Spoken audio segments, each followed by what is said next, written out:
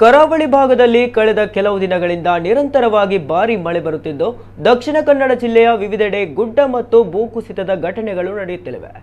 ಗುಡ್ಡ ಕುಸಿತದಿಂದ ಉಳ್ಳಾಲ ತಾಲೂಕಿನ ದೇರಳಕಟ್ಟೆ ಸಮೀಪದ ಕಾನಕೆರೆ ಮತ್ತು ಮೊಂಟೆಪದವಿನಲ್ಲಿ ಸಾವು ನೋವು ಸಂಭವಿಸಿದರೆ ಕೆತ್ತಿಕಲ್, ನೆಲ್ಯಾಡಿ ಮುಂತಾದ ಕಡೆ ಭೂಕುಸಿತದಿಂದ ವಾಹನ ಸಂಚಾರಕ್ಕೆ ಸಂಚಕಾರ ಬಂದಿದೆ.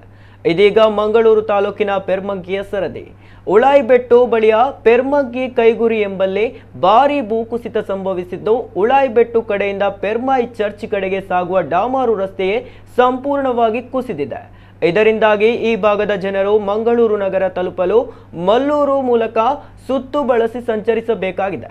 ರಸ್ತೆ ಸುಮಾರು 4 ಅಡಿಗಳಷ್ಟು ಕುಸಿದಿದ್ದು 1 ಕಿಲೋಮೀಟರ್ ವ್ಯಾಪ್ತಿಯಲ್ಲಿ ಮನೆ, ತೋಟಗಳಿಗೆ ಮಣ್ಣು ಬಿದ್ದು ಹಾನಿಯಾಗಿದೆ. ಪೆರ್ಮಗ್ಗಿ ಪದವಿನಿಂದ ಪಾಲಿಕಟ್ಟೆ ಹಾಗೂ ಮಲ್ಲೂರು ಉದ್ದಬೆಟ್ಟುವಿಗೆ ಸಂಪರ್ಕಿಸುವ ರಸ್ತೆಯಲ್ಲಿ ಭೂಕುಸಿತ ಸಂಭವಿಸಿದ್ದು, ಇದರಿಂದ ಹಲವಾರು ಮನೆಗಳಿಗೆ ಸಂಚಾರಕ್ಕೆ ಅಡಚಣೆಯಾಗಿದೆ. ಪೆರ್ಮಗ್ಗಿ ಕೈಗುರಿಯಲ್ಲಿ ಮನೆಯೊಂದು ಬಿರುಕು ಬಿಟ್ಟಿದ್ದು, ಮನೆ ಮಂದಿ ವಾಮಂಜೂರ್ನ ಸಂಬಂಧಿಕರ ಮನೆಗೆ ಸ್ಥಳಾಂತರಗೊಂಡಿದ್ದಾರೆ. ಪೆರ್ಮಗ್ಗಿ ಕೈಗುರಿ ಭೂಕುಸಿತ ಪ್ರದೇಶಕ್ಕೆ ತಾಲೂಕು ಪಂಚಾಯತ್ ನಿರ್ವಹಣಾಧಿಕಾರಿ ಮಹೇಶ್ ಕುಮಾರ್ ಮತ್ತು ಉಳಾಯಿಬೆಟ್ಟು ಪಿಡಿಒ ಅನಿತಾ ಕಾತ್ಯಾಯಿನಿ ಅವರು ಭೇಟಿ ನೀಡಿ ಪರಿಶೀಲನೆ ನಡೆಸಿದ್ದಾರೆ.